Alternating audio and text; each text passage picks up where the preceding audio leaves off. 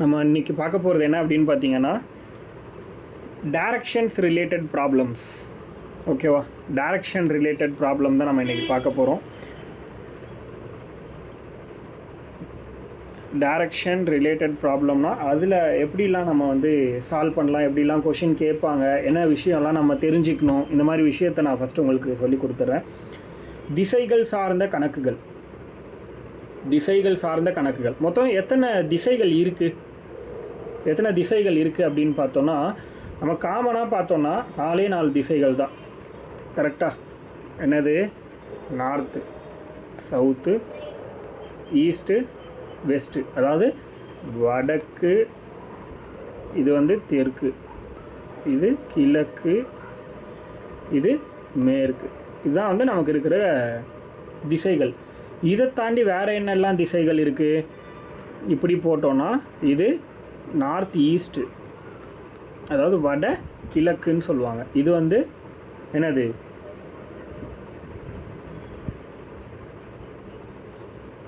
North east. இது south east, இது south west, இது நார்த் வெஸ்ட்டு. இந்த திசைகள் எல்லாம் நமக்கு தெரியணும். மொத்தமாக இப்படி பார்த்தோன்னா நமக்கு வந்து எவ்வளோ திசைகள் இருக்குது அப்படின்னா 8 திசைகள் இருக்குது. புரியுதா? இப்போது நம்ம வந்து இந்த 8 திசைகளையும் ஒரு வாட்ச் மாதிரி மைண்டில் ஃபிக்ஸ் பண்ணிக்கணும். இப்போ எக்ஸாம்பிளுக்கு clock wise rotation, anti clock wise rotation. புரியுதா? கடிகார சுற்று திசை, கடிகாரம் சுற்றுறதுக்கு எதிர் திசை. இந்த மாதிரி நம்ம 2 டைப்பில் இந்த சம்ஸ் வந்து கேட்குறதுக்கான வாய்ப்பு இருக்குது.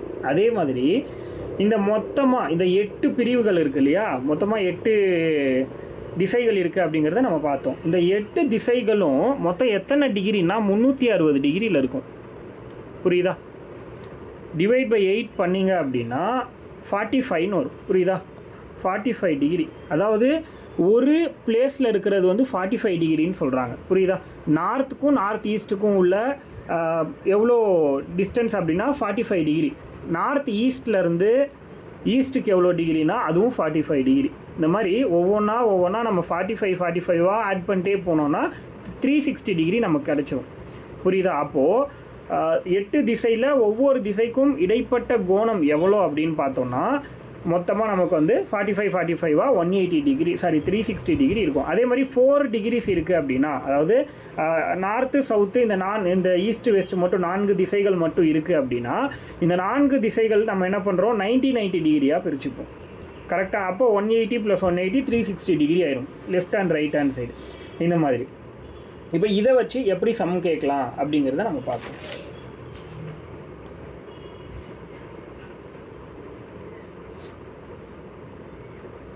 நான் அடுத்த பேஜ் போயிடுறேன். இதை எரேஸ் பண்ணிடலாம். இந்த கான்செப்ட் புரிஞ்சிருக்கும்னு நினைக்கிறேன். இது வந்து ஜஸ்ட் பேசிக்காக ஒரு அண்டர்ஸ்டாண்டிங்காக நம்ம பார்க்குறோம். அடுத்து இதே மாதிரி இதில் எப்படி சம்ஸ் கேட்கலாம் அப்படிங்கிறத நம்ம தெரிஞ்சுக்கலாம். நான் இப்போ வந்து டைரக்ஷன்ஸ் வந்து வரைஞ்சிட்டேன். இந்த டைரக்ஷனில் சென்டர் பாயிண்டில் இருக்கிறது வந்து ஏன்னு ஒருத்தர் சென்டரில் இருக்கார், பின்னு ஒருத்தர் இங்கே மேலே இருக்கார், சின்னு ஒருத்தர் இங்கே இருக்கார். கரெக்டாக? இப்போ இதை வச்சு நான் கேட்குறதுக்கு நீங்கள் ஆன்சர் வந்து தெரியுதான்னு செக் பண்ணிக்கோங்க. என்னால் இப்போ கேட்டாலும் நீங்கள் ஆன்சர் பண்ணுறதை பார்க்க முடியாது. ஸோ நான் இப்போ கேட்குறது உங்களால் புரிஞ்சிக்க முடியுதான்னு பாருங்கள். ஏவை பொறுத்து, புரியுதா, ஏவை பேஸாக வச்சுக்கோங்க. ஏக்கு நார்த்தில் யார் இருக்கா அப்படின்னா சொல்ல தெரியணும். ஏக்கு நார்த்தில். அப்போது ஏ அப்படின்னா நம்ம வந்து இந்த சென்டரில் இருக்கார், அவருக்கு நார்த்தில்னா நமக்கு பி இருக்காங்க அப்படிங்கிறது தெரியணும். ஏவுடைய ஈஸ்ட்டில், அதாவது கிழக்கில் யார் இருக்காங்க அப்படின்னா சி இருக்காங்க. இதை நமக்கு வந்து தெரியணும். இந்த மாதிரி கண்டுபிடிக்க நமக்கு தெரியணும். புரியுதா? இப்போ இதை நீங்கள் கண்டுபிடிச்சிடுவீங்க. கரெக்டாக? ஏக்கு நார்த்தில் பி இருக்காங்க, ஏவோட ஈஸ்ட்டில் சி இருக்காங்க. இது வந்து ஏவை பொறுத்து. அடுத்தது பாருங்கள். இப்போது பியை பொறுத்து ஏ எங்கே இருக்காங்க அதுதான் நீங்கள் கண்டுபிடிக்கணும். இப்போது புரியுதா? பியை பொறுத்து ஏ எங்கே இருக்காங்க அப்படிங்கிறத கண்டுபிடிக்கணும். இங்கே பாருங்கள். இப்போ பிங்கிறது எங்கே இருக்காங்க, பிங்கிறது சென்டரில் இருக்காங்கன்னு வச்சுக்கோங்க. புரியுதா? இப்போ ஏ இருந்த இடத்துக்கு பி வந்துருச்சு. அப்போ பிக்கு எந்த திசையில் ஏ இருக்காங்க அப்படின்னா சவுத்து. பியை பொறுத்து ஏ வந்து சவுத்தில் இருக்காங்க. சிங்கிறவங்க எங்கே இருக்காங்க? ஏ இங்கன்னா இப்போ இந்த இடத்துல எப்படி இருக்குது? பிக்கு சிங்கிறது இப்படி ஸ்ட்ரெயிட்டாக இருந்துச்சுன்னா தான் அது நம்ம என்ன சொல்லணும்? ஈஸ்ட்டுன்னு சொல்லணும். பட் ஆனால் இப்படி வளைஞ்சு வருது, அதனால் இது என்னவாக இருக்கலாம்? South east. கரெக்டாக தென்கிழக்கு பகுதியில் சி இருக்காங்க அப்படிங்கிறது சொல்ல தெரியணும். அதே மாதிரி சியை பொறுத்துன்னு கேட்டாங்கன்னா, இப்போ சி இங்கே இருக்குது அப்படின்னா சியை பொறுத்து என்ன சொல்லலாம்? நம்ம இந்த இடத்துல வந்து சி இருக்குது, சியை பொறுத்து மேலே பி இருக்குது, சென்டரில் ஏ இருக்குது. இப்போ இந்த இடத்துல நம்ம ஒரு மேப் மாதிரி வரைஞ்சிக்கிறோம். இப்போ சியை பொறுத்து ஏ எங்கே இருக்காங்க? கரெக்டாக வெஸ்ட்டில் இருக்காங்க. ஆனால் இது எப்படி வருது? பிங்கிறது ஸ்லாண்டிங்காக போதா? இப்படி போச்சு அப்படின்னா இது சிக்கும் பிக்கும் உள்ள ரிலேஷன் அப்படிங்கிறது என்னவா இருக்கலாம்? நார்த் வெஸ்ட்டாக இருக்கலாமா? ஏன்னா இந்த மேப்பில் நீங்கள் பாருங்கள், இது நார்த்து, பட் ஆனால் இப்படி இருக்குது. கரெக்டாக இப்போ இங்கே சி இருக்குது அப்படின்னா சி தான் சென்டர் பார்ட் அப்படின்னா இதோட இந்த பார்ட்டில் போகுது. அப்போ நார்த் வெஸ்ட்டில் இருக்குது அப்படின்னு அர்த்தம். புரியுதா? அதாவது வட மேற்கு பகுதியில் இருக்குது அப்படின்னு அர்த்தம். அப்போ எதை பொறுத்து எதை கேட்குறாங்க அப்படிங்கிறது நமக்கு ஒரு அண்டர்ஸ்டாண்டிங் இருந்துச்சுனாலே போதும். இந்த மாதிரியான விஷயங்களை நம்ம சால்வ் பண்ணிடலாம். ஓகேவா? அடுத்தது இப்போது இன்னொரு விஷயம் இதிலே நான் சொல்லித்தரேன். சம் வேறு எப்படிலாம் கேட்கலாம் அப்படின்னு சொல்லிட்டு. இப்போ சேம் இப்படி இருக்குது. இதில் ஒருத்தர் ஏங்கிற ஒருத்தர் இங்கே இருக்கார். இவர் ஒரு நார்த்தில் வடக்கில் ஒரு 10 கிலோமீட்டர் நடக்கிறார். 10 கிலோமீட்டர் நடக்கிறார். இங்கேருந்து 10 கிலோமீட்டர் நார்த்துக்கு நடந்துட்டார். இங்கேருந்து அவர் ரைட் எடுக்கிறார். இங்கேருந்து என்ன பண்ணுறாரு? ரைட் எடுக்கிறாரு. ரைட்னா எந்த சைடு? நமக்கு ரைட் ஏதோ அதுதான். புரியுதா? ரைட்டில் வந்து ஒரு 5 கிலோமீட்டர் நடக்கிறாருன்னு வச்சுக்கலாம். இது வந்து 5 கிலோமீட்டர். இப்போது 5 கிலோமீட்டர் நடக்கிறாரா? இப்போ இவர் எந்த டிஸ்டன்ஸில் இருக்கார் அப்படின்னு கேட்பாங்க. அதாவது அமௌண்ட் வேல்யூவில் கேட்பாங்க. இவர் வந்து எந்த திசையில் இருக்காருன்னு கேட்டாங்கன்னா நார்த் ஈஸ்ட்டு. எந்த திசைனா நார்த் ஈஸ்ட்டு. ஆனால் எந்த என்ன சொல்கிறது, எந்த வேல்யூ கேட்பாங்க. எவ்வளோ கிலோமீட்டர் டிஸ்டன்ஸில் தன்னோட தொடங்கின இடத்துலேருந்து எண்டு பிளேஸில் இருக்காங்கன்னு கேட்பாங்க. இப்படி கொடுத்தாங்கன்னா இதுக்கு வந்து ஒரு ஃபார்முலா இருக்குது இதை கண்டுபிடிக்கிறது. இது என்ன ஷேப்பில் இருக்குது அப்படின்னா இது ஒரு செங்கோண முக்கோணமாக இருக்கா? ஸோ இதை நம்ம என்ன சொல்லுவோம் அப்படின்னா இதுக்கு ஒரு ஃபார்முலா இருக்குது. அதாவது AC square equal to AB square plus BC square. கேள்விப்பட்டிருக்கீங்களா? இப்போ ஏ பிசி அப்படின்னா சரி, இந்த இடத்துல ஏ பி, இந்த இடத்துல சி. இப்போது ஏசி ஸ்கொயர் அப்படின்றது என்னன்னு கண்டுபிடிக்கணும். எது பெரிய பகுதியோ அதுதான் ஏசி ஆக்சுவலி. அப்படி வச்சுக்கோங்க. இந்த இடத்துல லைக் இப்போ வந்து பார்த்தீங்கன்னா இப்படி இருக்குது அப்படின்னா இது வந்து ஏ, இது சினா இது பி. எது பெரிய பார்ட்டாக இருக்கோ அது ஏசி. அதுதான் நம்ம வந்து ஈக்குவல்ட்டுக்கு லெஃப்ட் ஹேண்ட் சைடில் கண்டுபிடிக்கணும். பிசி ஸ்கொயருங்கிறது ஈக்குவல்ட்டுக்கு ரைட் ஹேண்ட் சைடில் கண்டுபிடிக்கணும். எது பெரிய பகுதினா இதுதான் பெரிய பகுதி. அப்போ அது ஏசின்னு எடுத்துக்கணும்.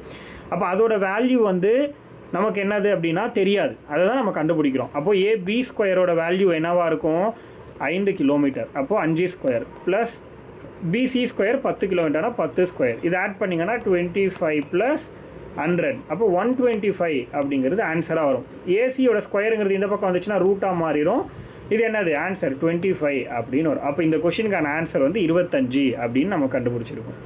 புரியுதா? இந்த கான்செப்டை நம்ம வந்து யூஸ் பண்ணணும். எங்கே அப்படின்னா இந்த மாதிரி கொஷினில் வந்து வளைவான சுச்சுவேஷன் வருது அப்படின்னா அப்போ மட்டும் இந்த ஃபார்முலா நம்ம யூஸ் பண்ணுற மாதிரி வரும். AC square equal to AB square plus BC square. அதை எப்படி ஐடென்டிஃபை பண்ணலான்னா எது பெரிய பகுதியோ அதை வந்து நம்ம ஏசின்னு வச்சுக்கணும். தமிழில் சொல்லணும்னா அது கர்ணம் ஸ்கொயர் ஈக்குவல் டு பக்கம் ஸ்கொயர் ப்ளஸ் பக்கம் ஸ்கொயர்னு சொல்லுவாங்க. ஓகேவா? அதே மாதிரி அதே இதில் இன்னொரு விஷயமும் கேட்கலாம். இப்போ இங்கே ஏன்னு ஒருத்தர் இருக்கார். இவர் வந்து 10 கிலோமீட்டர் நடக்கிறாரு. ஃபஸ்ட்டு நார்த் நோக்கி 10 கிலோமீட்டர் நடக்கிறாருன்னு வச்சுக்கலாம். அடுத்தது அங்கேருந்து அவர் வந்து என்ன பண்ணுறாரு? ரைட் ஹேண்ட் சைடு திரும்பி அங்கே ஒரு 5 கிலோமீட்டர் நடக்கிறார்.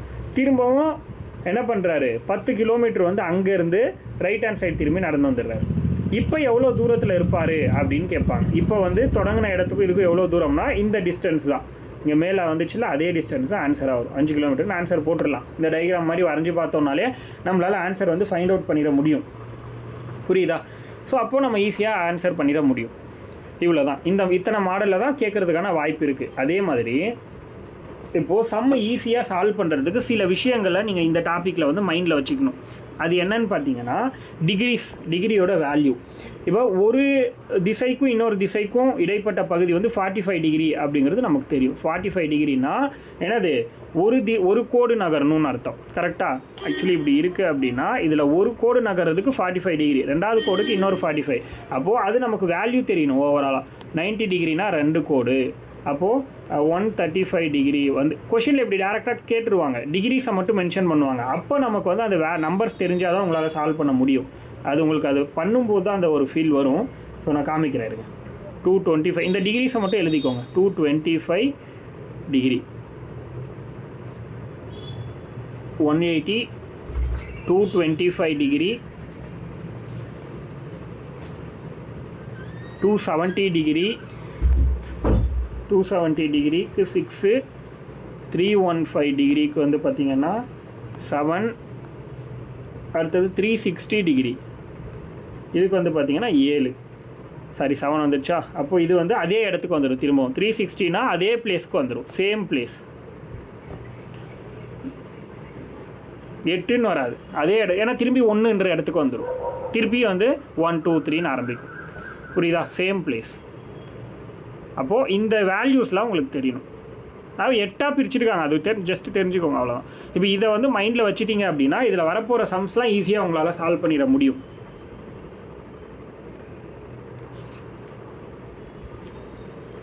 இதை இப்போ நம்ம வந்து கிளாக்லேயும் யூஸ் பண்ணிக்கலாம். புரியுதா?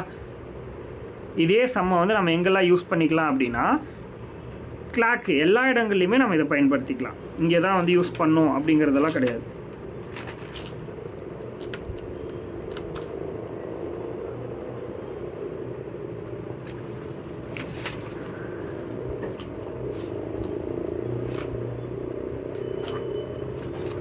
ஃபஸ்ட்டு சம் பார்க்கலாமா?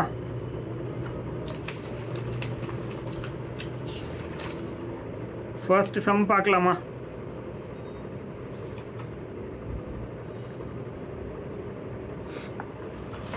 ஓகே, ஃபர்ஸ்ட் சம் நான் Nisha walked 8 kilometers from her home towards west side. Then she walked towards 12 kilometers. தமிழில் நிஷா என்பவர் வீட்டிலிருந்து மேற்கு நோக்கி 8 கிலோமீட்டர் தூரம் நடந்த பின்னர் தெற்கு திசையில் 12 கிலோமீட்டர் நடந்தார். Finally, she walked 8 kilometers. Finally, she walked 8 kilometers towards east. இறுதியில் கிழக்கு நோக்கி 8 கிலோமீட்டர் நடந்து ஓரிடத்தை அடைந்தார். அடுத்து இங்கிலீஷில் ஈஸ்ட், டுவர்ட்ஸ் ஈஸ்ட்னு முடிச்சிருப்பீங்களா? அதுக்கப்புறம் and reached the place. How many kilometers now she is from her home? How many kilometers now she is from her home? எனில் தற்போது அவர் வீட்டிலிருந்து எவ்வளவு தூரத்தில் உள்ளார்? சொல்லுங்க பாப்பா ஆன்சர். ஓகே, அந்த கொஷினுக்கான ஆன்சரை பார்ப்போம். ஸோ ஃபஸ்ட்டு இந்த மாதிரி சம்மில் ஃபஸ்ட்டு நம்ம பண்ண வேண்டியது இந்த 4 திசைகளுக்கான கோடை வரைஞ்சிடணும் ஃபஸ்ட்டு. ஓகேவா? ரெண்டாவது என்னது? நிஷாங்கிறவங்க வெஸ்ட்டு நோக்கி போகிறாங்க. வீடு வந்து சென்டரில் இருக்குதுன்னு வச்சுக்கோங்க. எப்பயுமே வீடு வந்து சென்டரில் இருக்கும். எதை சொல்கிறாங்களோ அது வந்து சென்டராக இருக்கும்னு வச்சுக்கோங்க. அதுதான் ரொம்ப முக்கியம். இது வந்து ஹோம், சென்டராக ஹோம் இருக்குது. இப்போது இந்த ஹோம்லேருந்து அவங்க வெஸ்ட்டு நோக்கி 8 கிலோமீட்டர் நடக்கிறாங்க. வெஸ்ட்டு நோக்கி வந்து 8 கிலோமீட்டர்னு வச்சுக்கலாம். இவ்வளோ தூரம் இருக்குதுன்னு வச்சுக்கலாம், 8 கிலோமீட்டர். அடுத்தது இங்கேருந்து என்ன பண்ணுறாங்க? சவுத்துக்கு போகிறாங்க. நார்த்து, சவுத்து, ஈஸ்ட்டு, வெஸ்ட்டு, இது நமக்கு தெரியும். இப்போ இங்கேருந்து இப்போ நான் வந்து இங்கே இப்படி நடந்து போய்கிட்டு இருக்கேன். அப்போ எனக்கு எது வந்து சவுத்தாக இருக்கும்? சவுத் அப்படின்னா என்னுடைய லெஃப்ட் ஹேண்ட் சைடு தான் எனக்கு வந்து சவுத்து. ஓகேவா? இப்போது நான் சவுத் நோக்கி என்ன பண்ணுறேன், திரும்ப இங்கே ஒரு 12 கிலோமீட்டர்ஸ் நடக்கிறேன்.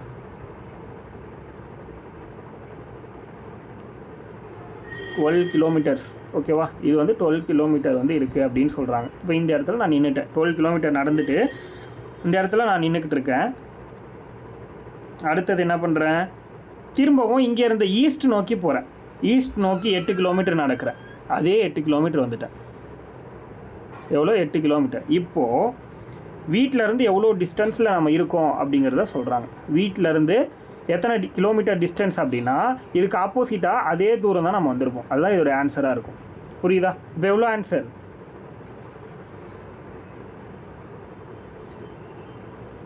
எவ்வளோ ஆன்சர்? 12 கிலோமீட்டர். அதை சொல்ல ஏன் இவ்வளோ நேரம்? கொஷின் வந்து திரும்பி சொல்கிற, நோட் பண்ணிக்கோங்க. எக்ஸ் என்பவர் 25 கிலோமீட்டர் கிழக்கு நோக்கி நகர்ந்து வலது பக்கம் திரும்பி 40 மீட்டர் தூரம் நடந்து பின்னர் நின்று விடுகிறார் எனில் ஆரம்ப இடத்திலிருந்து எந்த திசையில் நிற்கின்றார் அப்படின்னு கேட்குறாங்க. இங்கிலீஷில் X moved towards east direction 25 meter. Then he turns to his right and walks 40 meter and then he stopped. In which direction is he now from his starting point? போட்டாச்சு ஆன்சர். சவுத் ஈஸ்ட் கரெக்டான answer. யார் யாருக்கெல்லாம் தென்கிழக்கு answer வந்துச்சோ அவங்க எல்லாருமே கரெக்டான answer. Okay, அடுத்த சம் பார்ப்போம். அடுத்த சம் நோட் பண்ணிக்கோங்க.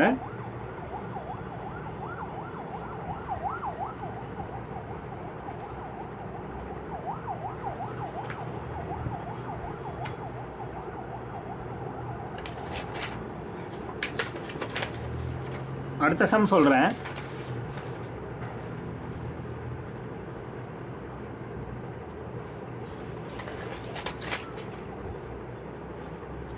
ஷாலினி என்பவர் மேற்கு நோக்கி திரும்பியுள்ளார். Shalini is facing west. Shalini is facing west side.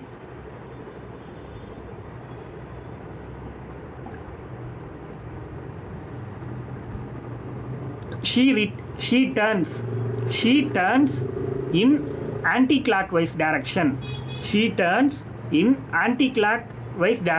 By 45 degree. Anti-clockwise direction by 45 degree. Then 180 degree in the clockwise direction. புரியுதா? Shalini is facing west. புரியுதா? வெஸ்ட் சைடில் நிற்கிறாங்க. திரும்பி நின்றுட்டு இருக்காங்க வெஸ்ட் சைடில். இப்போ என்ன பண்ணுறாங்க, அங்கேருந்து ஆன்டி கிளாக் வைஸில் என்ன பண்ணுறாங்க, 45 டிகிரி திரும்புகிறாங்க, 45 degree. Then 180 degree in the clockwise direction. Full stop வச்சுக்கோங்க. Which direction is she facing now? இதான் கேள்வி. தமிழில் ஷாலினி என்பவர் மேற்கு நோக்கி திரும்பியுள்ளார். பின்னர் 45 டிகிரி அளவில் யாரும் ஆன்சர் போஸ்ட் பண்ண வேண்டாம், வெயிட் பண்ணுங்கள். பின்னர் 45 டிகிரி அளவில் கடிகார எதிர் திசையில் திரும்பி மீண்டும் கடிகார திசையில் 180 டிகிரி திரும்பினால் 180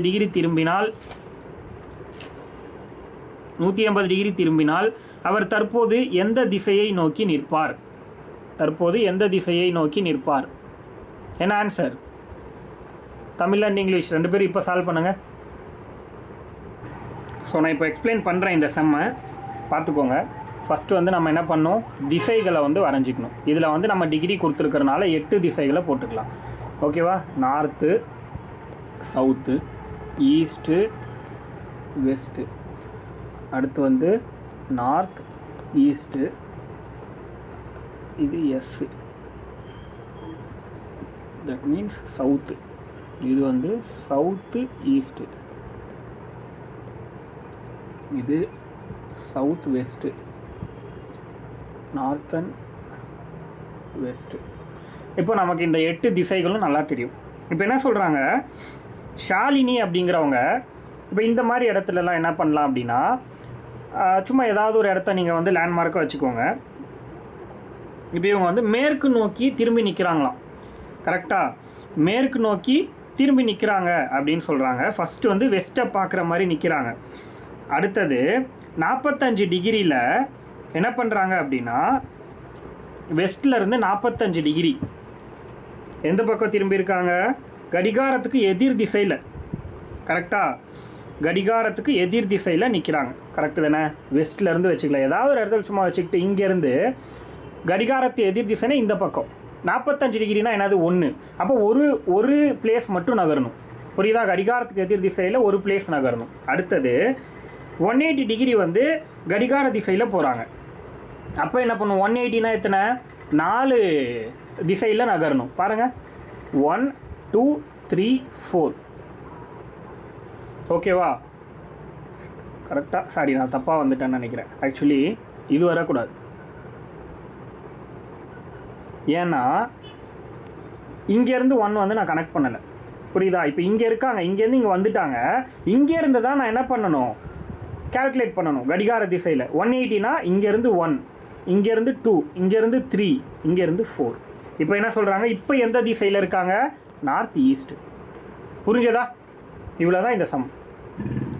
A person moves 7 meters towards east from bottom of a pole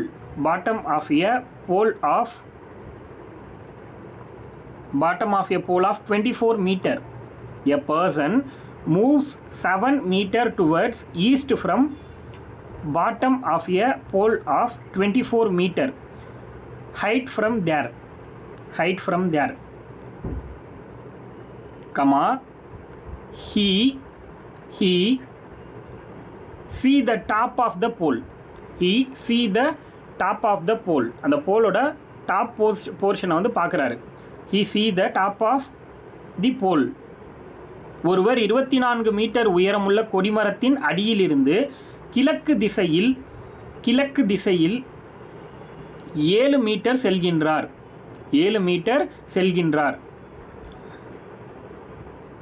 அங்கிருந்து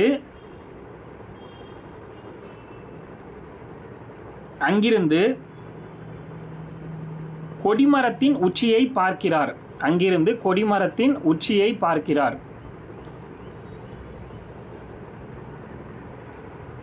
கொடிமரத்தோட உச்சியை பார்க்கிறார் எனில் அவருக்கும் கொடிமரத்தின் உச்சிக்கும் இடைப்பட்ட தொலைவு யாது? he see the top of the pole. full stop வச்சுட்டு how much distance from him to how much distance from him to the top of the pole. how much distance from him to the top of the pole? சொல்லுங்க பாப்போம் answer. இதுக்கு வந்து பார்த்தீங்கன்னா அந்த Pythagoras theorem use பண்ணணும். AC² = AB² + BC² ஒன்று சொன்னோம் இல்லையா, அந்த ஃபார்முலா யூஸ் பண்ணால் ஆன்சர் வரும். போட்டு சொல்லுங்கள் பார்ப்போம். ஃபஸ்ட்டு டேரக்ஷனை கண்டுபிடிங்க, அதுக்கப்புறம் எந்த வேல்யூவை என்னவா எடுத்துக்கணும்னு நான் சொன்ன கண்டிஷன்லாம் யோசித்து அப்ளை பண்ணி ஆன்சர் சொல்லுங்கள். இப்போ இங்கே பாருங்கள், நான் ஒரு எக்ஸாம்பிளுக்கு சொல்கிறேன். ஆக்சுவலி அந்த ABCங்கிறது எப்படி யூஸ் பண்ணணும் இதில் அப்படிங்கிறத நான் ஜஸ்ட் ஒரு இன்ஃபர்மேஷனாக கொடுக்குறேன், பார்த்துக்கோங்க. ஏன்னா ABC இப்படி தான் போடணும், அப்படி தான் போடணும்னு நீங்கள் நினச்சிக்க கூடாதுல்ல. இப்போ இப்படி வருது அப்படின்னா இதில் லாங்கஸ்ட் சைடு எது அப்படிங்கிறத பாருங்கள். ABC இப்படி இருக்கா, இப்போ இதுதான் வந்து லாங்கஸ்ட் சைடு. அப்போ நான் என்ன பண்ணுறேன் அப்படின்னா இதை வந்து ஈக்குவல்ட்டுக்கு லெஃப்ட் ஹேண்ட் சைடு வச்சுக்கிறேன். AC² = AB² + BC². புரியுதா இந்த கான்செப்ட்? இந்த இடத்துல நீங்கள் இங்கே A போட்டு இங்கே B போட்டு இங்கே C போட்டிங்கன்னா BC² = இந்த இடத்துல AB + BC இப்படியும் கொண்டு வரலாம். அது உங்களோட விருப்பம் தான், நீங்கள் எந்த மாதிரி எடுத்துக்கிறீங்கன்னு. பட் ஆனால் பெரிய பக்கத்தை தான் நீங்கள் வந்து என்ன பண்ணணும், கண்டுபிடிக்கணும். அந்த மாதிரி நீங்கள் வந்து கொண்டு வந்துடணும் ஃபார்முலாவை.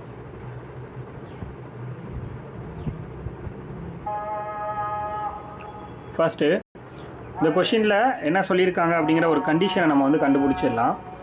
ஃபஸ்ட்டு நம்ம எப்பவுமே அந்த டைரக்ஷனை போட்டுக்கலாம். கொஷின் வந்து என்ன சொல்கிறாங்க, 24 மீட்டர் ஹைட்டில் ஒரு கொடிக்கம்பம் இருக்குதுன்னு சொல்கிறாங்க.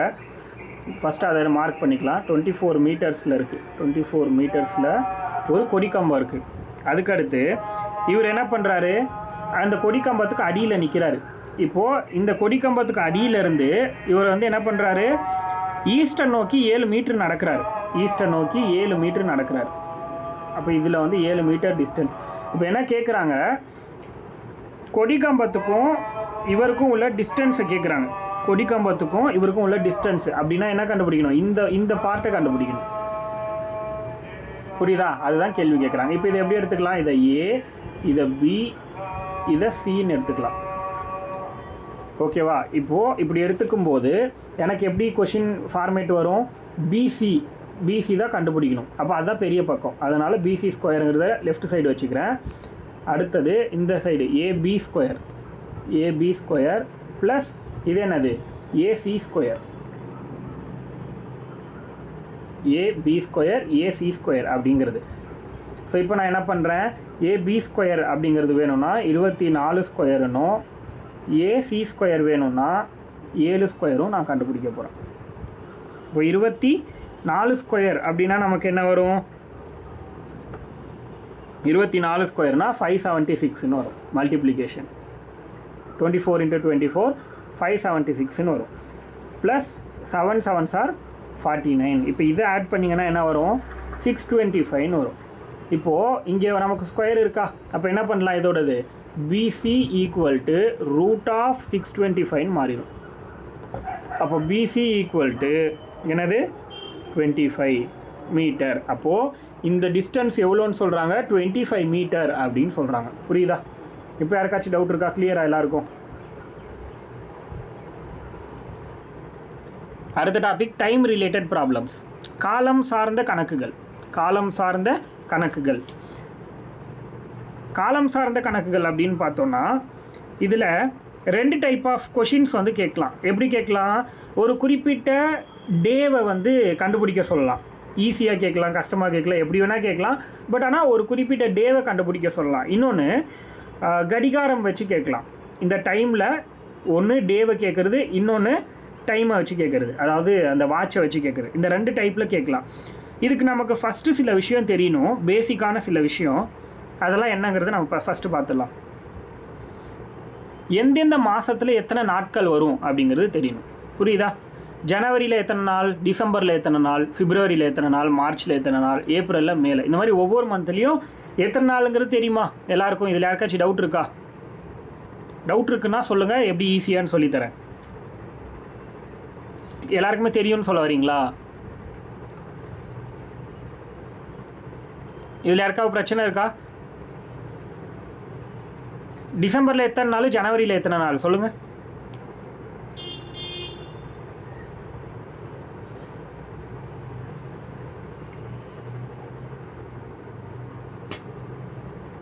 கமெண்ட் பண்ணுங்கள். டிசம்பரில் எத்தனை நாள், ஜனவரியில், ரெண்டுத்துலேயுமே 31. சூப்பர்.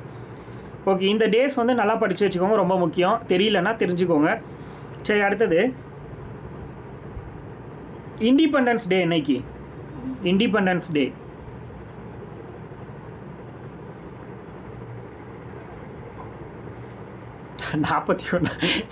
என்னாச்சு அஸ்வினி, 41 போட்டிருக்கீங்க?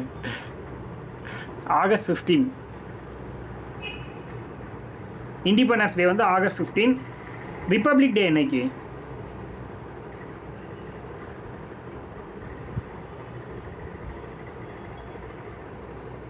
அந்த ஒர்க்கர்ஸ் டே சொல்லுவாங்கள்ல, தொழிலாளர் தினமா, அது என்னைக்கு?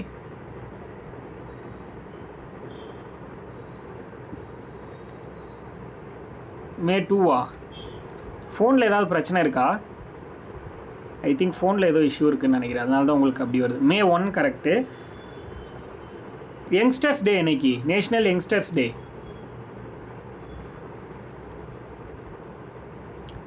ஜனவரி 12, தேசிய இளைஞர்கள் தினம். ஜனவரி 12. இப்போ ஏன் இதெல்லாம் தெரியணும்னா, இந்த பேசிக்கான டேஸ் தெரியணும். இதை வச்சு கொஷின் கேட்பாங்க. எப்படி கேட்பாங்க? அதாவது 1998ஆம் ஆண்டு தேசிய இளைஞர் தினத்திற்கும் 2015ஆம் ஆண்டு தேசிய இளைஞர் தினத்திற்கும் இடைப்பட்ட நாட்களை கணக்கிடு அப்படின்னு கேள்வி கேட்கலாம். How many days are there in between period அப்படின்னு ஒரு கேள்வி கேட்டால் ஆன்சர் பண்ண தெரியணும். அதை எப்படி நம்ம வந்து சால்வ் பண்ணுறது அப்படிங்கிறது தான் நம்ம இங்கே பார்ப்போம். ஓகேவா? இது எல்லாத்துக்குமே க்ளூ இருக்குது, ட்ரிக்ஸ் இருக்குது, அதனால் அதை வச்சு நம்ம சால்வ் பண்ணிக்கலாம். ஓகே, இப்போது இது வந்து லீஃப் இயரா இல்லையான்னு சொல்லுங்கள். கமெண்ட்டில் ஒரு இயர் போட்டிருக்கேன் பாருங்கள், 1996 அப்படின்னு ஒரு இயர் மென்ஷன் பண்ணியிருக்கேன். இது லீஃப் இயரா இல்லையா?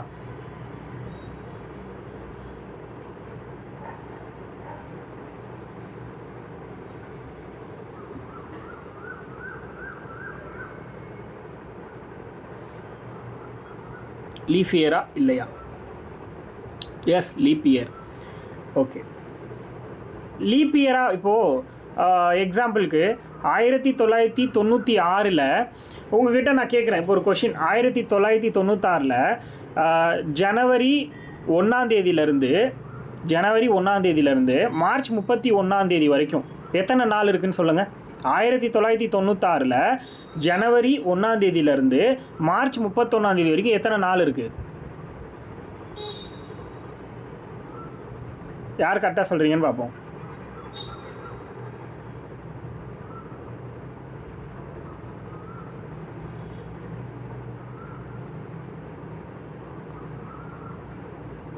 ஜனவரி 1 அந்த டேட்டையும் நீங்கள் கேல்குலேட் பண்ணணும், மார்ச் 31 அதையும் கேல்குலேட் பண்ணணும். இதுக்கு இடைப்பட்டதில் எத்தனை நாட்கள் இருக்குது அப்படின்னு கண்டுபிடிக்கணும்.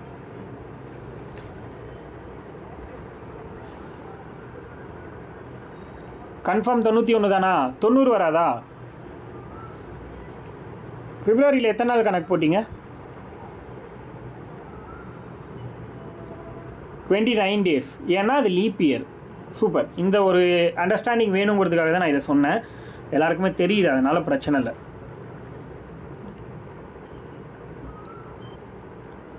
டூ 2000 அப்படிங்கிறது லீப் இயரா இல்லையா? 2000ங்கிறது லீப் இயரா இல்லையா? இதை எந்த நம்பரால் டிவைட் பண்ணுவீங்க? 1996ங்கிறது லீப் இயரான்னு பார்க்கணுன்னா 4ஆல் டிவைட் பண்ணுவீங்க. இதை எத்தனால டிவைட் பண்ணுவீங்க?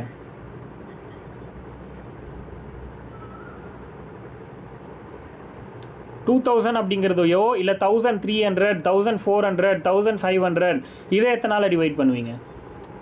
4ஆல் பண்ணாலே கிடச்சிரும் தான், பட் ஆனால் எதால் பண்ணணும்?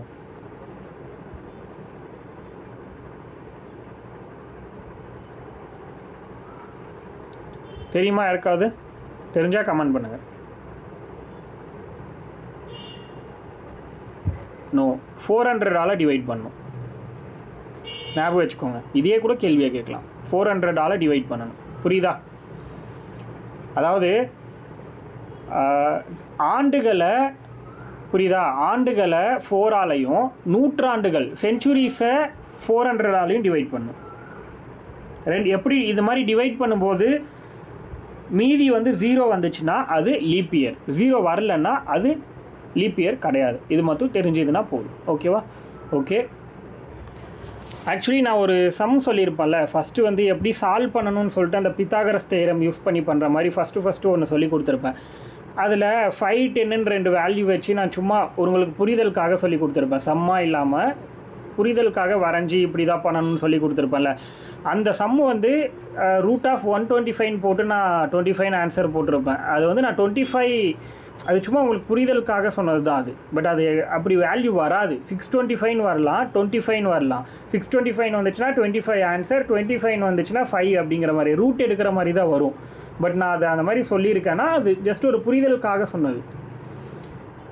எக்ஸாக்டாக அது ஒரு சம்மாக நீங்கள் எடுத்துக்காதீங்க, புரிஞ்சு அண்டர்ஸ்டாண்டிங்காக வச்சுக்கோங்க. ஒரே சம் தான் நான் அந்த சாப்டர் வந்து நம்ம போட்டிருக்கோம், அவ்வளோதான். ஓகே, நம்ம ஸ்டார்ட் பண்ணிக்கலாம். அடுத்தது ஓகே, அடுத்தது ஒரு சாதாரண இயர், ஒரு நார்மல் இயர் பொறுத்த வரைக்கும் எத்தனை டேஸ் இருக்கும்? 365 டேஸ் இருக்குமா? ஒரு நார்மல் இயரில் 365 டேஸ் இருக்கும். கரெக்டு தானே?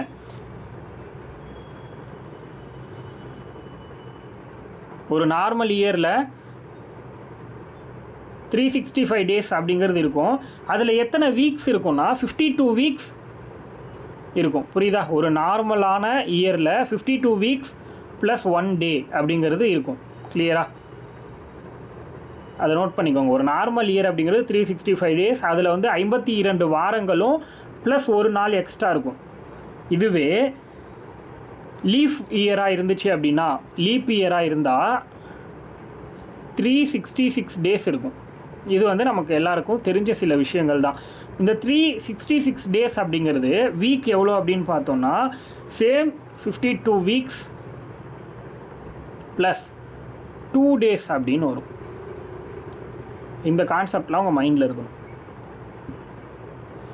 ஒரு கொஷின் கேட்கலாம், இப்போது சாதாரண ஒரு நார்மல் இயரில் எத்தனை, ஒரு நார்மல் இயரில் சிம்பிளாக ஞாபகம் வச்சுக்கோங்க நான் சொல்கிற கொஷினை, ஒரு நார்மல் இயரில் எத்தனை சாட்டர்டே வரலாம் அப்படின்னு கேட்குறாங்கன்னு வைங்களேன். 1/7 ஆன்சர். ஒரு எந்த டேவாக இருந்தாலும் ஒரு நார்மல் இயரில் 1/7 ஆன்சராக வரும். புரியுதா? அதுவே அதாவது ஒரு சாதாரண ஆண்டில் எத்தனை சனிக்கிழமை வரும், எத்தனை ஞாயிற்றுக்கிழமை வரும், இந்த மாதிரி கேட்குறாங்கன்னா 1/7. இதுவே ஒரு லீப் இயரில் எத்தனை டேஸ் வரும்னா 2/7. ஜஸ்ட் இது ஞாபகம் வச்சுக்கோங்க. சால்வ் பண்ணுறதுலாம் தெரிஞ்சு ஒன்றும் பண்ண போகிறதில்ல நம்ம, அதனால் ஜஸ்ட் இதை தெரிஞ்சுக்கோங்க. நார்மல் இயர்னால் 1/7, லீப் இயர்னால் 2/7, அவ்வளோதான். எக்ஸ்ட்ரா 1 டே இருக்குல்ல, அதை தான் நம்ம சொல்கிறோம். 7 நாளில் ஒரு நாள் எக்ஸ்ட்ரா இருக்கும். ஏன்னா நம்ம என்ன சொல்கிறோம், நார்மல் இயரு. இப்போது இது எப்படி நான் புரிய வைக்கிறேன் பாருங்கள். இப்போது நான் சொல்கிற கண்டென்ட் எழுதிக்கோங்க. ஒவ்வொரு சாதாரண வருடமும்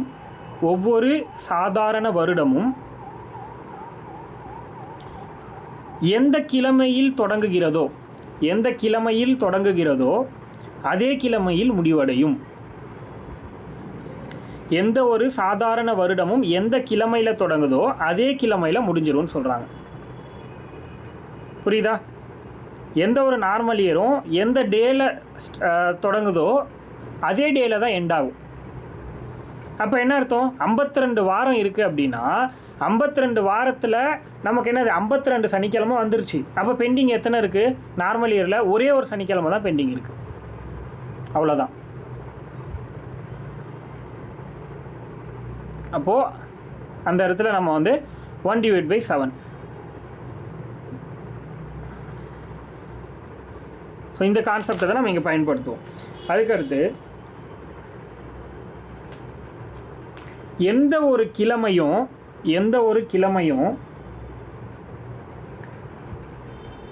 7 மடங்குகளாக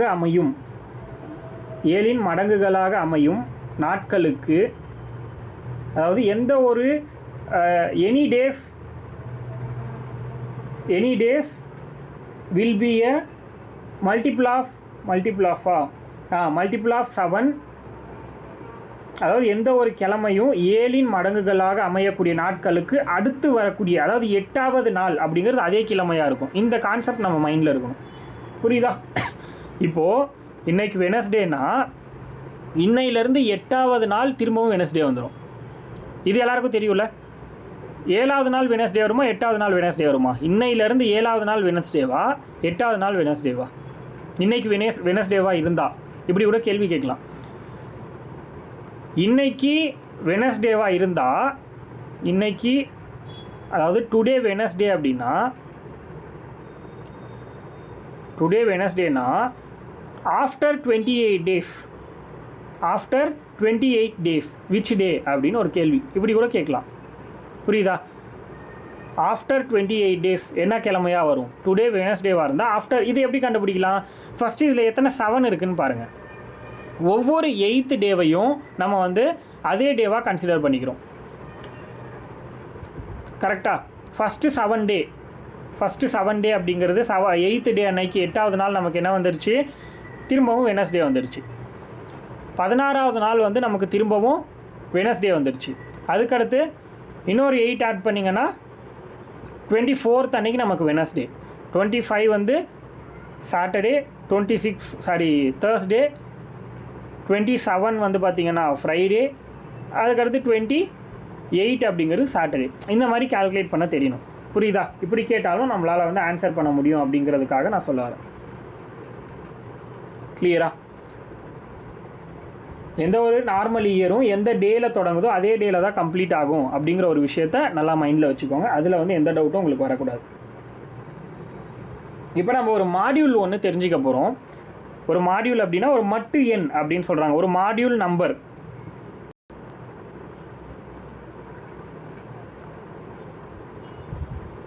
அது என்னன்னா, அது முக்கியமாக நம்ம நிறைய இடங்களில் பயன்படுத்த போகிறோம். அதனால் அந்த ஒரு விஷயம் மட்டும் தெரிஞ்சுக்கணும். இப்போ வந்து நார்மலாக இப்படி ஒரு சர்க்கிள் இருக்குது. இந்த சர்க்கிளில் நான் சில விஷயத்தை வரைய போகிறேன். ஒரு 7 நாட்கள் நமக்கு வந்து வீக்லி 7 டேஸ் இருக்குது. 1 2 3 4 5 6 7 6 7 இருக்குது மொத்தம். இப்போது சண்டே, இது ஃபஸ்ட்டு வந்து சண்டே, ரெண்டாவது மண்டே, அடுத்தது டியூஸ்டே, அடுத்தது வெனஸ்டே, அடுத்தது தேர்ஸ்டே, அடுத்தது ஃப்ரைடே, அடுத்தது சாட்டர்டே. இது வந்து ஒரு சர்க்கிள். இதை ஞாபகம் வச்சுக்கோங்க. இப்போது இது எல்லாத்துக்கும் நம்ம ஒரு நம்பர் கொடுக்க போகிறோம். இந்த நம்பர் வந்து நீங்கள் எப்பயுமே மைண்டில் வச்சுக்கணும், மறக்கவே கூடாது. சண்டே வந்து 0, மண்டேக்கு 1, டியூஸ்டேக்கு 2, வெனஸ்டேக்கு 3, தேர்ஸ்டேக்கு 4, ஃப்ரைடேக்கு 5, சாட்டர்டேக்கு 6, திரும்பவும் 0 சண்டே. இந்த நம்பர்ஸ் வந்து உங்கள் மைண்டில் இருக்கணும். இதே மாதிரி நீங்கள் எழுதி வச்சுக்கோங்க. ரொம்ப ரொம்ப முக்கியம்.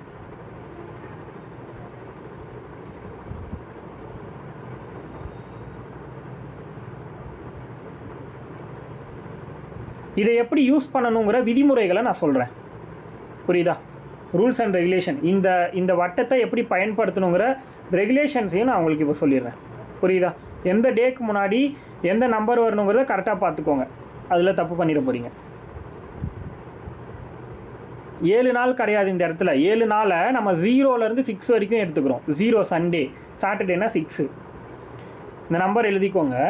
இப்போது இதை எப்படி யூஸ் பண்ணணுங்கிறத நான் உங்களுக்கு சொல்கிறேன்.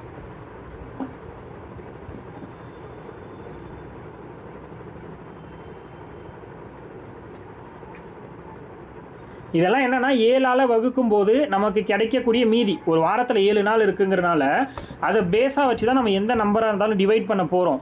அப்போது அந்த 7ஆல் நம்ம டிவைட் பண்ணும்போது இந்த நம்பரில் தான் நமக்கு மீதியாக கிடைக்கும். அதனால் இதை வச்சு நம்ம டேஸ்க்கு வந்து ஒரு மாடியூல் க்ரியேட் பண்ணுறோம்.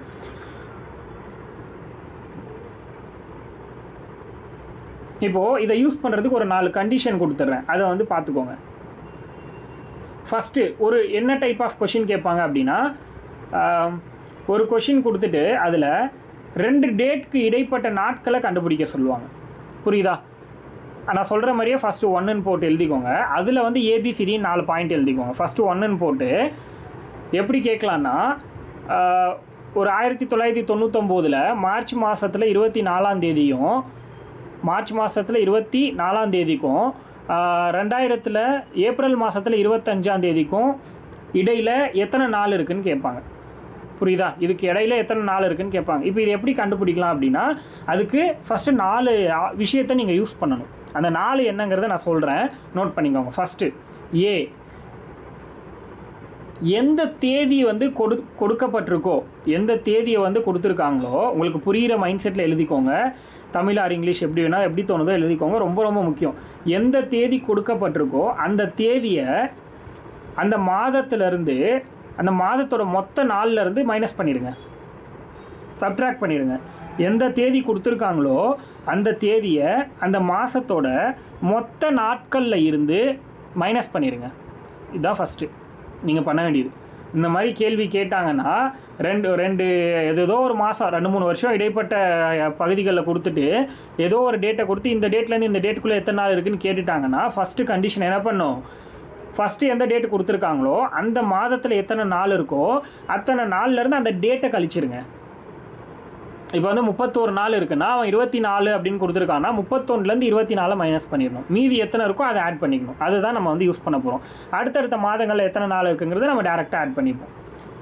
இப்போது ஃபஸ்ட்டு பாயிண்ட் என்னது, எந்த டேட் கொடுத்துருக்காங்களோ அந்த டேட்டை அந்த மந்த்தில் இருந்து, மந்த் எத்தனை நாள் இருக்கோ அந்த நாட்கள்ல இருந்து மைனஸ் பண்ணிடணும். ரெண்டாவது, இதுக்கு இடையில் இருக்கிற ஒவ்வொரு மாதத்தோடைய எத்தனை நாட்கள் இருக்கோ அது எல்லாத்தையும் கூட்டிக்கணும். ஓகேவா? அடுத்தது, அந்த எந்த டே வந்து கண்டுபிடிக்கணும்னு சொல்கிறாங்களோ, புரியுதா? இப்போ மார்ச் மாதம் 28ஆம் தேதி என்ன அப்படிங்கிற மாதிரி கேட்குறாங்கன்னா, அந்த மார்ச் மாதத்துக்கு முன்னாடி மாதம் வரைக்கும் நம்ம வந்து கண்டுபிடிச்சிடணும். பிப்ரவரி மாதம் வரைக்கும் எத்தனை டே இருக்குதுன்னு கண்டுபிடிச்சிடணும். கரெக்டாக? இப்போது மார்ச் மாதம் எப்படி கண்டுபிடிக்கணும்? 24ஆம் தேதி கேட்குறாங்கன்னா 23ஆம் தேதி வரைக்கும் ஆட் பண்ணிக்கணும். அதில் புரியுதா? மார்ச் 23ஆம் தேதி வரைக்கும் ஆட் பண்ணிக்கணும். அதுக்கடுத்து இது இப்போ இது வரைக்கும் பண்ண எல்லாத்தையும் கூட்டிடணும். புரியுதா? எல்லாத்தையும் ஆட் பண்ணிக்கணும்.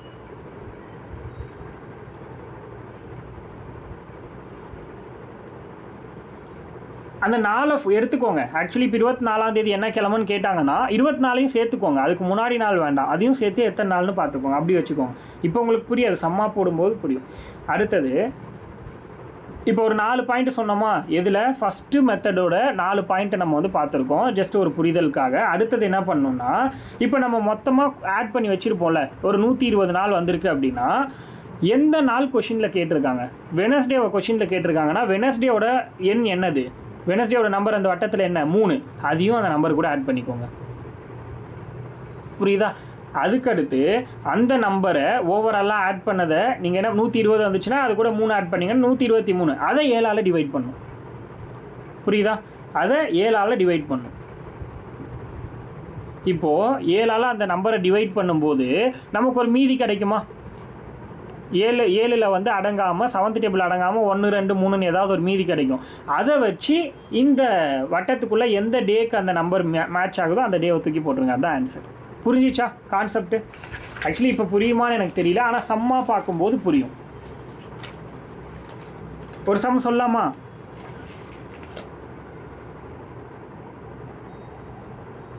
சரி, ஒரு சம் சொல்கிறேன் பாருங்கள். இப்போ 2018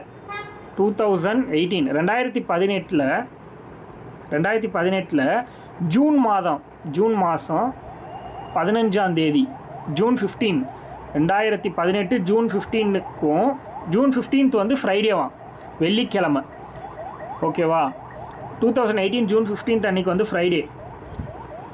சேம் இயரில் அதே வருஷத்தில் 2018 ஜூலை மந்த், ஜூலையில் 23ஆம் தேதி, ஜூலையில் 23ஆம் தேதி என்ன டே அப்படின்னு கேட்குறாங்க.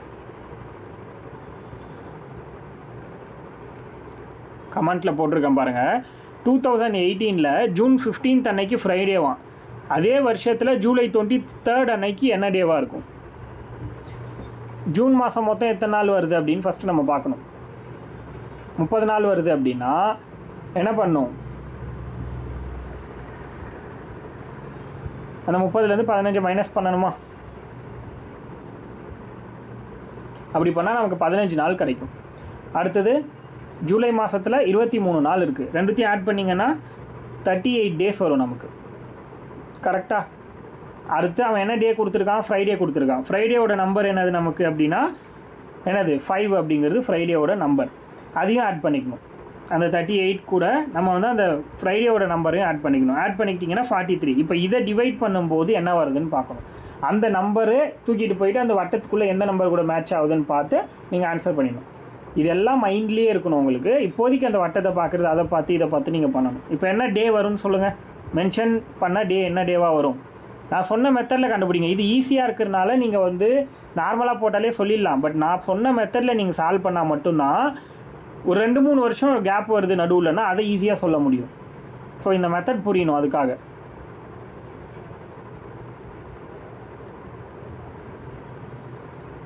கிளியரா கண்டுபிடிச்சிட்டிங்களா?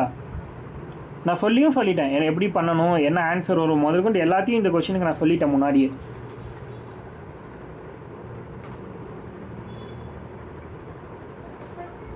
கரெக்டாக வருதா?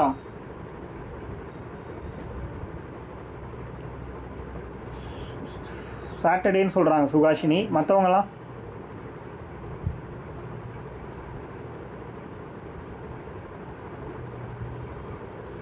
ஒரு வார்த்தை நல்லா நோட் பண்ணுங்கள், எத்தனை மீதி வந்திருக்குன்னு தான் நீங்கள் பார்க்கணும். எத்தனை நம்பர் வரைக்கும் நம்ம வந்து கேன்சல் பண்ண முடியுதுன்னு பார்க்கக்கூடாது. நம்ம கேன்சல் பண்ணதுக்கப்புறம் எத்தனை மீதி இருக்குது அதுதான் நம்ம அந்த வட்டத்தில் போய் மார்க் பண்ணி கண்டுபிடிக்கணும். அந்த இடத்துல சுபாஷினி தப்பு பண்ணியிருக்காங்க. அதாவது எத்தனை தடவை அதை கேன்சல் பண்ண முடியுதோ அந்த நம்பரை வச்சு நீங்கள் ஆன்சர் சொல்கிறீங்கன்னு நினைக்கிறேன். மீதி எத்தனை இருக்குது? 42ங்கிறது 43யா? 47th டேபிளில் 6 டைம்ஸ் வந்து 42 வரும். ரிமைண்டர் எத்தனை இருக்குது? எனக்கு 1 இருக்குது. அப்போ 1 அந்த ரிமைண்டர் தான் நமக்கு ஆன்சர். அப்போ 1ங்கிறது எந்த டேக்குரியது? மண்டே. அதுதான் ஆன்சர். புரிஞ்சதா எல்லாருக்கும்?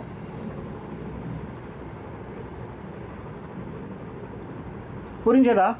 சரி, இப்போ அடுத்த கொஷின் சொல்கிறேன், நோட் பண்ணிக்கோங்க. இந்த கொஷினுக்கு ஆன்சர் சொல்லுங்கள். எனக்கு இதே கான்செப்டில் அடுத்த கொஷினுக்கு எனக்கு ஆன்சர் பண்ணுங்கள்.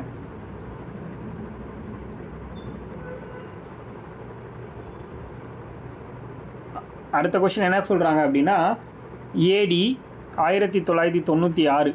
பயப்படாதீங்க, பிசிலாம் போக மாட்டேன். ஏடினா நம்ம இப்போ இருக்கிறதே ஏடி தான். ஏடி 2025 தான் சொல்லணும். இதை ஆனோ டாமினி. ஓகேவா? 1996ல் ரிப்பப்ளிக் டே, தட் மீன்ஸ் குடியரசு தினம். இந்த நாள் வந்து ஃப்ரைடேவாம். ஓகேவா? 1991 வருஷம் குடியரசு தினம் அப்படிங்கிறது வெள்ளிக்கிழமை வந்திருக்கு. அதே வருஷத்தில் சேம் இயரில் அதே வருடத்தில் சுதந்திர தினம் எந்த கிழமையில் வரும்னு கேட்குறாங்க. சுதந்திர தினம் இண்டிபெண்டன்ஸ் டே என்னைக்கு வரும்னு கேட்குறாங்க.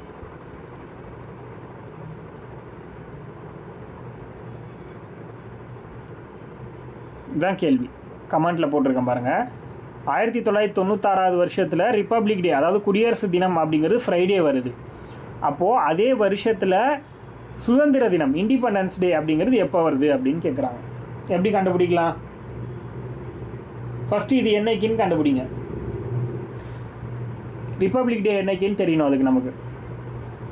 அதை வச்சு மொத்த டேஸ் வந்து 31 டேனா 31லேருந்து அந்த நம்பரை மைனஸ் பண்ணி வர்றதை நம்ம வந்து ஃபஸ்ட் மந்தோட நம்பராக எடுத்துக்கணும். அடுத்தடுத்த மாதத்தில் எத்தனை நாள் இருக்குங்கிறது அப்படி அப்படியே போட்டு ஆட் பண்ணிக்கோங்க. அதுக்கப்புறம் கடைசியாக இது எத்தனை நாள் வருது அப்படின்னு பார்க்கணும். அடுத்தது இண்டிபெண்டன்ஸ் டே என்னைக்குன்னு பார்த்துட்டு அதை வந்து அந்த நம்பர் கூட மொத்தமாக ஆட் பண்ணிக்கணும். ஓவராலாக ஆட் பண்ணிவிட்டு அது கூட எந்த கிழமையை மென்ஷன் பண்ணியிருக்காங்களோ அதையும் ஆட் பண்ணிக்கணும். அந்த நம்பரையும் ஆட் பண்ணிக்கணும். அதை 7ஆல் டிவைட் பண்ணணும். இந்த கான்செப்டில் போட்டு ஃபைனல் ஆன்சர் என்னன்னு சொல்லுங்கள், பார்ப்போம் எத்தனை பேர் கரெக்டாக சொல்கிறீங்க.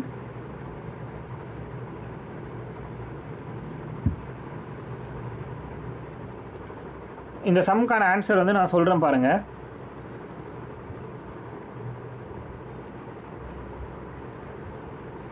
ஃபஸ்ட்டு என்ன சொல்கிறாங்க அப்படின்னா, 96ல் ஜனவரி மாதம், அந்த டேட்டெல்லாம் உங்களுக்கு தெரியும், கொஷினே நீங்கள் பார்த்தாச்சு. ஸோ அதனால் 1996ல் ஜனவரி 26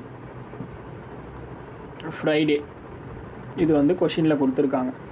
அடுத்தது அதே 1996ல் ஆகஸ்ட் 15 என்ன டேட்டு, இதுதான் வந்து நமக்கு கேள்வி. இது நம்ம எல்லாருக்குமே தெரிஞ்ச ஒரு விஷயம், கொஷின்லேயே கொடுத்துட்டாங்க, அதனால் பிரச்சனை இல்லை. இப்போது இது எப்படி எடுத்துக்கலாம் அப்படின்னா, ஜனவரி 26, 1996 அப்படின்னா இப்போ நம்ம என்ன பண்ணுறோம், ஜனவரியில் மொத்தம் 31 டேஸாக, அதுலேருந்து 26 மைனஸ் பண்ணிடுறோம். புரியுதா? 31ல் 26 மைனஸ் பண்ணிட்டோம்னா என்ன வரும்? 11ல் 6 போனால் 5, 2ல் 2 போச்சுன்னா 0. அப்போ 5 டேஸ் தான் இருக்கும். இப்போ நம்ம இங்கே வந்து ஜனவரிக்கு வந்து 5 டேஸ்ன்னு எடுத்துக்கலாம். ஜனவரிக்கு 5 டேஸ்.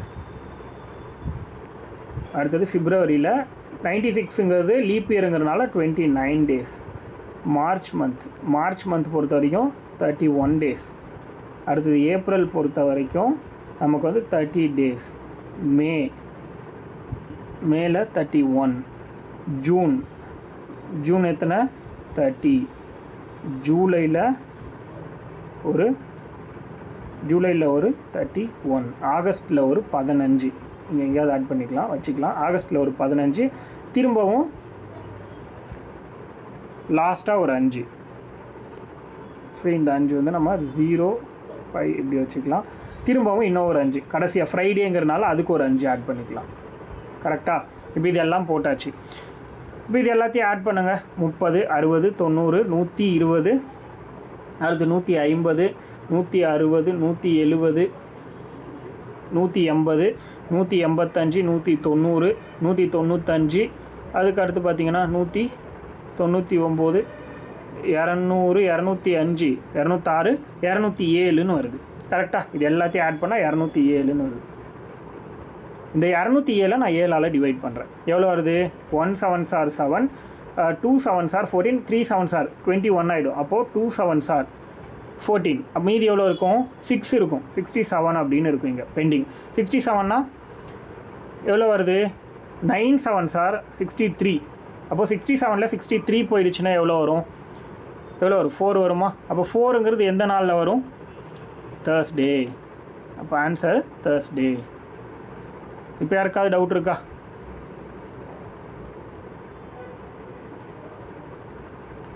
ஆன்சர் வந்து தேர்ஸ்டே. இப்போ யாருக்காச்சும் டவுட் இருக்கா?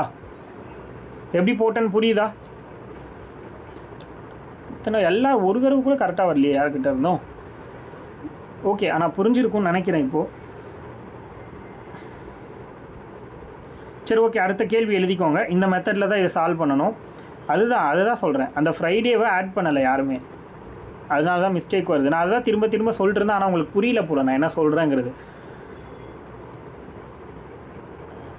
ஓகே, எந்த டேவை ஃபஸ்ட்டு மென்ஷன் பண்ணியிருக்காங்களோ அந்த டேவை ஆட் பண்ணிக்கணும். ஓகேவா? அடுத்தது இந்த மாடல்லையும் உங்களுக்கு கன்ஃபியூஸ் ஆகும். அடுத்த மாடலில் அதையும் நான் எக்ஸ்பிளைன் பண்ணிடுறேன். அடுத்தது என்னென்னா,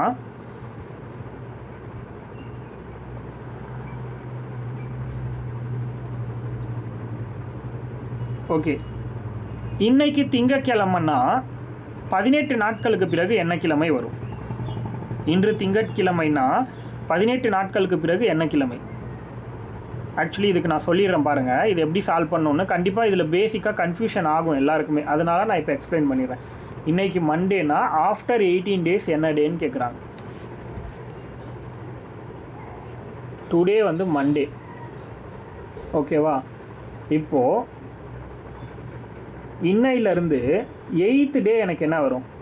திரும்பவும் மண்டே. 8th டே வந்து எனக்கு மண்டே. அடுத்தது 8 கூட +7 ஆட் பண்ணிக்கோங்க. என்னது? 15. 15th டே எனக்கு திரும்பவும் மண்டே. திரும்பவும் ஒரு +7. இப்படி தான் கொண்டு போகணும் நம்ம. 8th டேலேருந்து +7 7 ஆட் பண்ணிக்கணும். புரியுதா? 8th டே என்ன வரும்? மண்டே. அப்போ திரும்பவும் 7 ஆட் பண்ணிங்கன்னா 50. நமக்கு என்ன தேவை? 18th டே. அப்போ திரும்பவும் 7 பண்ண தேவையில்ல, டேரெக்டாகவே நம்ம கண்டுபிடிச்சிடலாம். 15th டே மண்டேனா 16th டே வந்து டியூஸ்டேவாக இருக்கும், 17th டே வெனஸ்டேவாக இருக்கும், 18th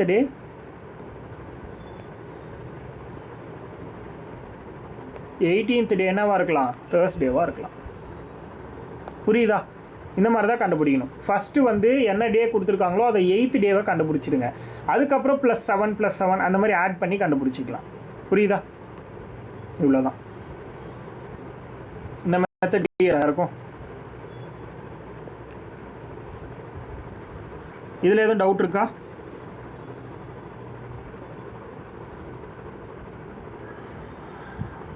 இதில் ஏதாவது டவுட் இருக்குன்னா சொல்லுங்கள், இல்லைன்னா அடுத்த டாபிக் போயிடலாம். இதுலேயே இப்போ வந்து டேஸ் பார்த்தோமா, அதுக்கு அடுத்து வந்து அந்த வாட்ச் வச்சு பார்க்குற சம்ஸ் பார்த்துடலாம்.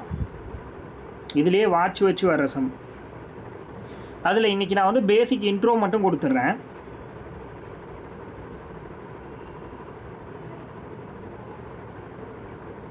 ஓகே, அந்த சம்மு தானே கேட்குறீங்க?